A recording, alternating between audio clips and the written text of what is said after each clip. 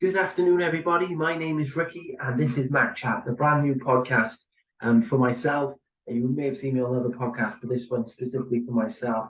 Mac Chat, play term on my surname, and this is episode 1. And in this episode, we are going to be talking about what I've seen in the wrestling so far this week.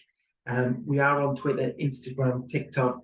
Just have to look for Mac Chat, and it should pop up with the same background that's behind me today. So hope you follow, hope you subscribe to the channel on YouTube as well. And I look forward to any interactions that we may have going forward.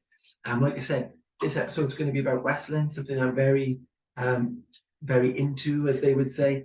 I was there at Clash of the Castle this year, and I really enjoy it. Used to do a podcast with my mates, but doing it alone at the moment. So yes, we're at the start with the week in wrestling. There's only one place really, and that was with the sad horrible news we had on Tuesday of the passing of Jay Briscoe.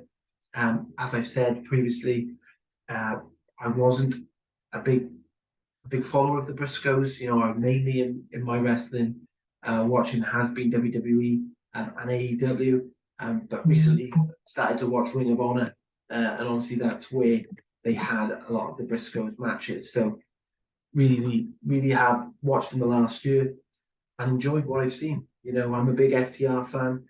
All the way from their NXT days and the matches between the Briscoes and FTR this year, last year now, sorry, were absolutely outstanding. And the names that I've heard bandied about from when they were saying about them possibly coming to WWE, the Briscoes, previously, and obviously they work in Impact, Ring of Honor, of course, especially, which is synonymous with them. But I think in regards to Jay, you can see by the outpouring on social media, wrestlers from every company. NXT this week, I thought was a really nice touch that they spoke about it briefly on for the commentary team, because I think he, for the last 20 years, he's been fabric of wrestling, and yes, it's important that all aspects of the wrestling community pay tribute, but mainly, obviously, when it comes down to it, our thoughts are all with his family and friends, who this must be just a horrible time for them. So, rest in peace, Jay Briscoe. Thanks for the matches that I was able to witness of yours. I'm sure I'm going to go back and watch a lot more of what's happened over the career. So yes, thank you for everything. And them boys will always be part of that wrestling community. Okay, moving on then from that horrible news, let's go to Raw this week. Obviously SmackDown was last week. Raw this week in WWE.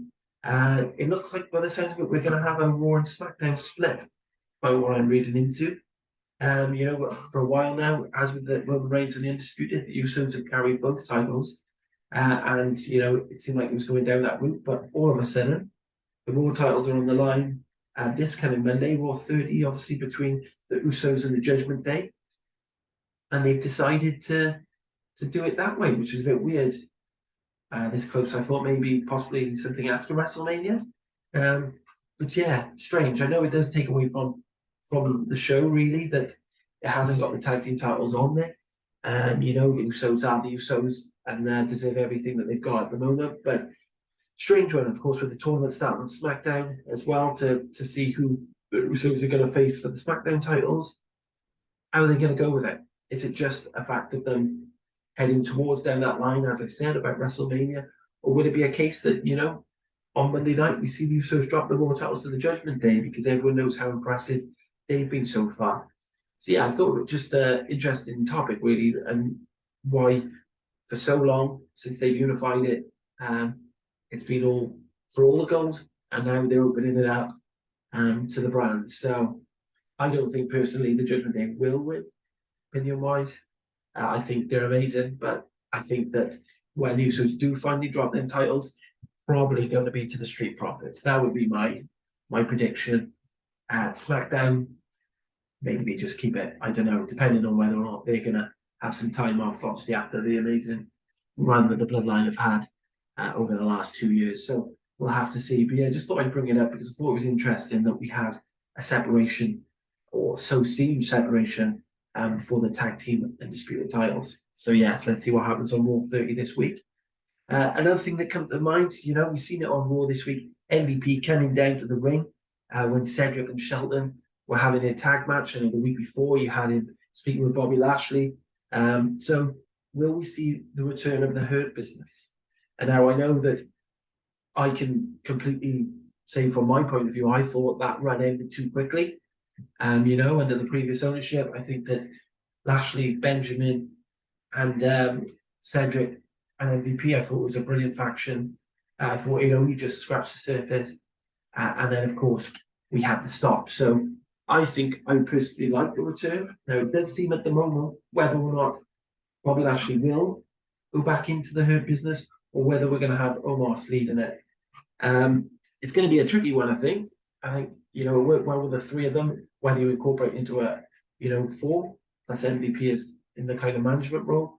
Maybe you can do that. I think it would definitely help Omos if you did that, to be around that experience.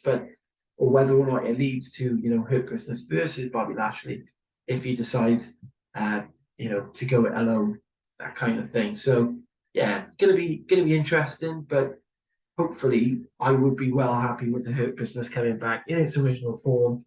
I don't think you needed anyone else. I thought the four of them was good enough. WWE, the Bloodline okay has got a few more members, but they tend to not like more than 4. So I wouldn't see it going further than that. If you think of the Judgment Day, for instance, as well. So yeah, it's going to be interesting. I, for one, would love to see the Hurt Business back. So we're going to have to see what happens. Speaking of that, I might as well go on then to Omos. He was in the ring again against Elias this week on Raw.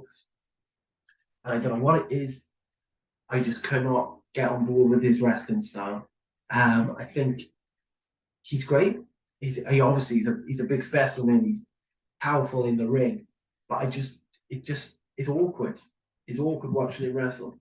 I don't know whether or not he needs to go to NXT or Performance Center and own his craft.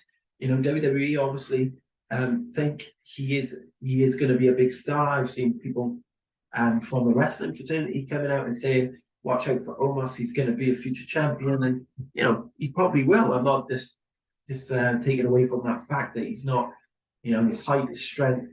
He could be a fantastic star in WWE. But for me, he doesn't have all the attributes. It looks awkward. His finishing move that never comes off right. If you think of when Gallows used to do that, the Gallows pole and a few others, a version of the Sky High and stuff like that.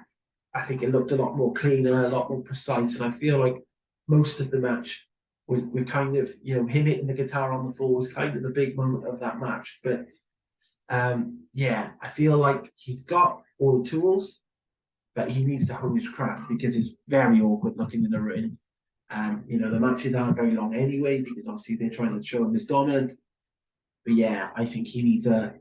He needs work to make the moves work, to make everything flow in his matches, because I feel like it just doesn't. So yeah, Omos hopefully owns his craft, comes back, and yeah, obviously comes the star that many are picking him to be. Sticking with that then, Judgment Day. I spoke about it briefly, how they got that Raw Tag Team title shot against the Bloodline. I love the Judgment Day. I love most of the Judgment Day. Let's put it that way. Rhea Ripley, for me, is the best female wrestler at the moment on the roster. I think she's got it all. You can say about Becky, Charlotte, Bayley. It's not, Bianca. Talent ridiculous, but I think that Rhea's got the combined package. I think that in a not so distant future, we're going to see her with the Raw SmackDown Women's title around her waist, depending on if we have any drafts or anything like that after WrestleMania this year. I think we're going to see her with gold around her waist. What she's done with the Judgment Day, what she's done previously to that in NXT, a couple of years back, she was the hottest thing there as well. She was unreal. So what we're going to see from Rhea, unbelievable. I think the only big things coming. She's fantastic. Finn Balor, arguably pound for pound, one of the best wrestlers in the world. Absolutely brilliant in the ring. Okay, promo-wise, got better when he came back as the Prince. You could have some question marks over there, I suppose, but if you take out, if he did not get injured, and I know we're going back a long way now, but if he did not get injured in that Universal title match with Seth Rollins, I think we'd have been talking about a completely different career for Finn Balor up to this point. So, Finn, love him. Damian Priest is one of my favorite wrestlers in any company. I think he's got charisma, he's got the move set, and he's got the look to be, a star. Seen with that US title run, previous to joining the Judgment Day, of course, with the Bad Bunny stuff, and he had a decent run of that there. But I feel now he's ready for United States around there, or unless they put the titles, like say, on the Judgment Day. But yes, I think they, as factions go anyway, they stand out. Apart from the bloodline in WWE is doing some fantastic things. The problem I have with the Judgment Day still is Dominic Mysterio. Now, again, as I've spoken about almost, I think Dominic Mysterio will be a star in WWE. The lineage he has, the likes of Eddie Guerrero, the likes of Rey Mysterio, who feel like it's impossible that he's not going to be a big star in WWE. But again, in the ring, it's just something missing. And maybe that's because he hasn't worked with enough tough people on his own. Of course, a lot of his stuff in WWE so far has been with his father. And now he's gone to the Judgment Day. And still, it's kind of working off Priest and Balor and Rhea, obviously helping him with the wins and doing stuff.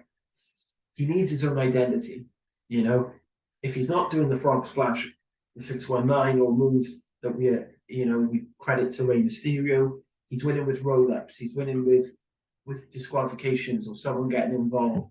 He needs to generate a moveset of his own, and he needs to start showing why WWE offered him a contract at such a young age, rather than so that the fact is, and the matter isn't, you are Rey's son. They've let him out of Rey's shadow by having him join with the Judgment Day, but I feel like he's just fitting in to other people's shadows at the moment. And he's going to learn lots from Finn, obviously a well-travelled guy as well. But yeah, I feel like he needs a lot of work before he becomes the finished article, and we see the Dominic Mysterio that everyone was hoping would be a superstar in WWE. So yeah, Judgment Day wise, 3 of them, I'm sold. I can see them 3 being stars all together in the same faction. Dominic still needs to get me on board, really. The last bit, obviously, coming up from Raw this week was the 6-pack challenge that finished the elimination, which means that Lashley is going to be fighting Theory now on Raw 30. I'm not sure what I feel about it. I don't think it's going to end in a normal win. Either Theory's going to cheat to win, Seth's going to get involved somehow, or again, almost the Hurt Business are going to get involved, and maybe Lashley's going to get DQ'd that way. I can't see them taking the title off Austin Theory yet. And they should have him have that title now until they're ready for him to start fighting the likes of Roman, the likes of Seth, the likes of Cody, Edge for possible WWE titles, or Undisputed titles, or however they're going to go about that as well after WrestleMania. So I feel like he needs to keep that goal. So I can't see it ending in a clean way, because Lashley being the monster, the almighty, you're not going to have him go down to Theory clean. So yes, there's going to be some interference somewhere, whether it's from Seth, whether it's from Omos and MVP, or whether it's Theory just like he did with Seth, doing something like a low blow, or hitting him with a weapon, or the ring post, or whatever to get that win. So yeah, I can't see it changing hand. I, for one, am a big fan of Austin Theory, so I hope that he gets a real good run with that title. Has a very good showing in the Rumble. I don't think he's going to win it, but I hope he gets 20, 30 minutes in there, maybe gets to the last 4 or 5, so that we get that going forward. So yeah, let's see what happens with that title match on Raw 30. There's a lot going on, of course, but let's hope that we see a good match. But yeah, I can't see it ending any other way than with a disqualification or interference. As for Raw 30, of course, coming up, it's going to be a big night. I can't believe it's been 30 years since Raw has been on the screens. I've been part of it for about 26 years of it. I think it was about 1996 I started watching Raw. So I've watched the majority of it, back when the Monday Night Wars was there. And, as most fans from that era tell you, when everything was good. But yeah, it's mad. It's got the 30 years, and we're going to get the legends coming back. There's already been some announced, like of Ric Flair, The Undertaker, the Bellas, Kurt Angle. So a lot of guys there. Interesting to see whether there'll be any cross-company cooperation where some can come back. I know for the DX reunion they wanted Billy Gunn to come back, but that never happened, of course. And we had the promos with the Acclaimed and stuff going forward with that and DX. So yeah, it'd be nice if they could do stuff like that. But whether or not they do is another thing. It could be a case that the ones they've advertised we're still like kind of contracted to WWE, whether they're the ones we see the most of. So yeah, interesting. But there's some good matches. We're gonna have Becky and Bayley in a steel cage. We're gonna see, as we say, Lashley in theory. We're gonna have the Usos versus the Judgment Day. It's gonna be a lot going on. The Bloodline appreciation.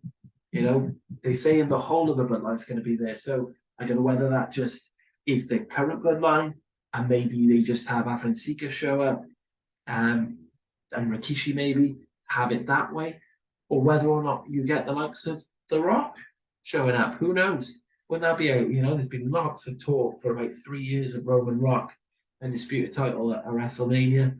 It's in Hollywood, of course, this year. Could it finally be time for him to show his face? But I suppose with the Royal Rumble, so close. If he is coming back, he's an entrant in that rather than anything else. So yes, Raw 30 should be good. It's going to be nostalgic in some places. There's so many people that they show who's on the show not with us anymore, and some obviously who've retired. So yeah, going to be interesting, going to be exciting, and let's see what that brings. The only thing I've watched this week, I'm behind on the AEW guys, so I'll hold my hands up. You're not going to get anything real pre-New Year from me about that because, with everything in Christmas, everything got pushed to the back burner. So NXT this week. First of all, I wanted to talk about the NXT women's division. So it's getting better, I think. Since they've lost a lot of people, we obviously, the big story, Mandy Rose leaving WWE. So that left a big gap at the top of the division, which obviously Roxanne has been given the chance to shine with by HBK. So it's going to be interesting to see how that goes. Hopefully it works. She loves the business, very much around the kind of what Bayley was when she first came into NXT. That I've been a fan, I'm living my dream, that kind of thing. So it's going to be interesting to see how she is. To me, though, it's a weird one. Obviously, Tiffany Stratton's come back. She looked good before she went out for a few months. Nakia Lyons, Zoe Starks, the Toxic Attraction, obviously, the two girls left. JC and Gigi are going to be looking to challenge for that title. I don't think they're going to win it that soon, but they're both in there. Maybe then we'll see them two move up as a tag team on the main roster. Who knows? But, the one that I find funny, and the reason really I want to speak about this, before I do, I thought that finishing move by Sol Ruka on Alba Fire this week was fire. Never mind the pun. That was like a new take on a RKO out of nowhere by Randy Orton, wasn't it? It was unbelievable flexibility and a great way to do it. So well done, Sol Ruka. Continue like that. But yes, the reason I brought the NXT Women's Division for me, the big thing for me is what's happened with Cora Jade. She was probably the biggest female star out from Mandy of the first NXT 2.0. I think that's safe to say. She was in the War Games. She did amazing in that. She was having great matches. She obviously won the tag titles with Roxanne. She was in the picture to fight Mandy. They decided then to turn her heel, which I wasn't mad about because I think her character allows her to be either a face or a heel. I think it probably does go towards a heel more than a face with her get-up. You can have a girl next door skater girl, or you can have her as what she is now. Don't give an F. Just gonna hurt people with a pole that she carries around. So, but what I don't like is just what has happened to the character. You had that great food. So it must be lunchtime on my mind. Great feud with Roxanne, and they were building it and they were putting it in there. Then since then, they've kind of, I don't want to say jobbed her because I think that's a bit tough. But in NXT Deadline, in the what was it called, the Iron Survivor Challenge, or whatever it was called, she basically was non-existent. They obviously was to get Roxanne there. That's fair enough, but she didn't do enough in that match to warrant anything. She's been losing each week on NXT to the likes of Wendy Chu,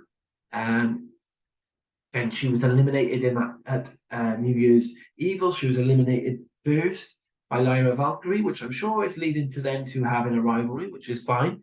But I feel like they've kind of put her in a position where she's losing to people they're trying to get across to people. So the likes of, say, Wendy Chu, they're trying to push Wendy Chu. Obviously, she's been there for quite a while, but they're trying to push her character there.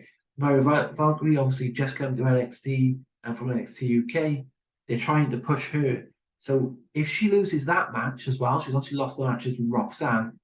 You think, what is next for Cora Jade? For me, she was the one to take the title from Mandy. She was the one who was being made the star. And somewhere along the lines, I don't know where, that's been taken away, and she's kind of been put in no man's land. So yeah, weird one for me with the NXT Women's Division with that.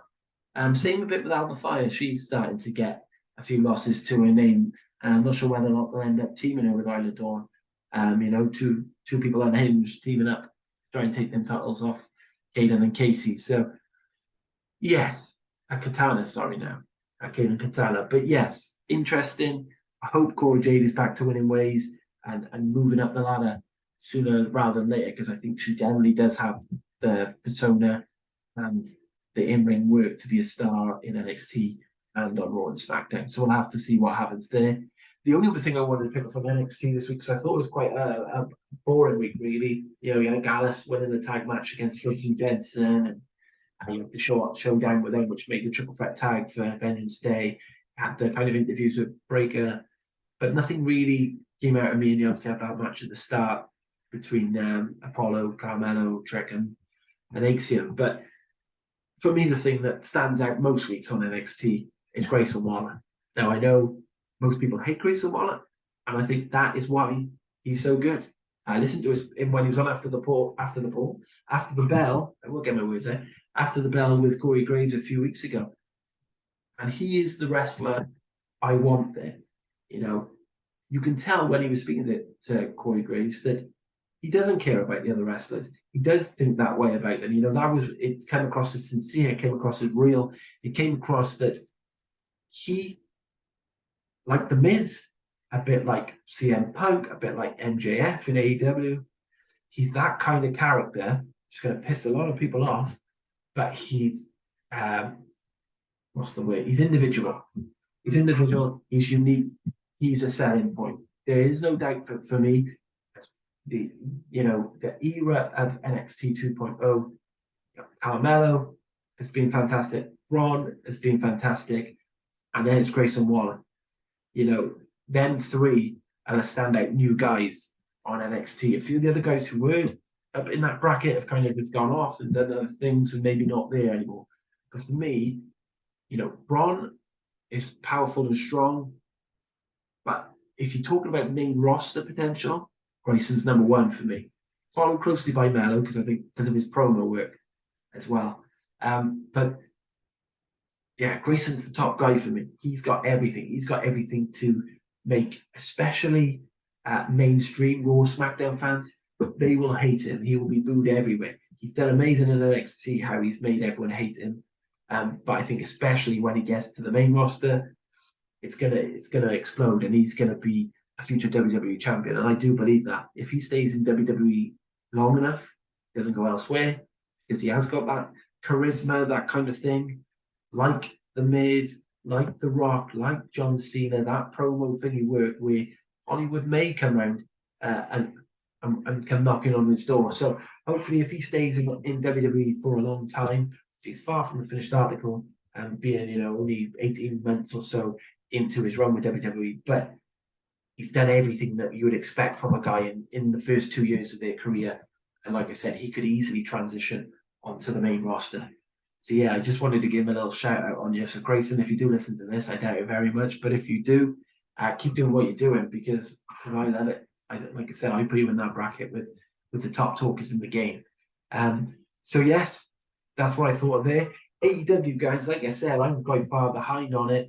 The last thing I watched, I think, was New Year's Smash, where we had a fantastic match between the Elite and Death Triangle. I think it was their 6th match that set up the 7th match, which I haven't seen yet. and still haven't seen the outcome somehow, even though being on Twitter. But yes, that was a fantastic match. I loved it. I thought that was my favorite out of the six. You know, I, like my friend who watches it, is a bit skeptical whether they needed 7 matches. I really think that one was brilliant. And you have like the finish very similar to the finish at one of the stadium stampedes with Kenny doing the one-winged angel all the way through some staging off the top. And yeah, I thought that was brilliant. So yeah, that was my pickup of AEW this week. You know, I feel like it's going through a bit of a stage of nothingness, if I'm honest. You know, I think for a long time AEW was the standout show wrestling wise. You know, I think production wise and everything else is still a long way behind WWE, but I thought wrestling wise it was the main show, and I think they've just gone in a bit of a lull. We seem to see the same things weekly. Obviously, I just mentioned about the Best of 7 series. You know, we've seen a lot of JD Hater, Tony Storm, Britt Baker, Saraya. That kind of angle seems to be going on for a while. You know, you're talking about the MJF Danielson thing coming through as well. That's going on. Who else? I did have another thing that was Hangman and Mox. Just keeps going on, keep building, keep going on. Obviously, Hangman is cleared or he wouldn't be doing any of this stuff. And they keep going on and building it up with it. Just clear it. I don't get it. And you know, obviously they had the stuff with the JS and the BCC that seemed to go on forever as well. So I don't know. I'm finding it a bit repetitive at the moment. And the matches are still good. I have no complaints with the matches that they're putting on the whole. I think that, you know, it's still great. And I said to my mate the other day, I thought that Ricky Starks promo over Jericho, was it at Holiday Bash maybe? I thought that was one of the best promos I've seen this year, and really makes Ricky Starks the star that I thought he was going to be going back, you know, a year ago. That's what I thought. That's what I thought of AEW for what I've seen so far. I'm hoping I catch up, and then I can talk to you a bit more about that when I'm up to date. And obviously, I'll try and get on, obviously, to talk about SmackDown this week and Raw 30 as well. So hopefully, I'll be back too soon to talk more wrestling with you. But that was my view on Raw and NXT in the whole this week. So I mentioned a bit more about AEW afterwards. But yeah, that is what I'm thinking so far. And this is what I'm going to be doing, guys. Basically, every week I'm going to come on and just speak about some of the things I picked up on, some of the things maybe long term, not just short term from the week or from the wrestling world, and have a chat with you. I'm going to be back after this episode as well to speak a bit about the football Premier League in May. So to look out for that content when it goes through. But yes, please subscribe to the channel. It's called Mac Chat on YouTube. I've got Mac Chat on Twitter as well. Mac Chat 08 on Instagram and on TikTok. So please follow me on these pages, like, comment. You know, if you ever want to come on the show one day, give me a shout, and now we can try and organise something. So yes, thank you for listening to the episode. I hope you've enjoyed my thoughts on the wrestling from this last week. And yes, we'll catch up soon to talk more wrestling, and just look out for their links on social media. So cheers, guys. Thank you very much for being part of the first show.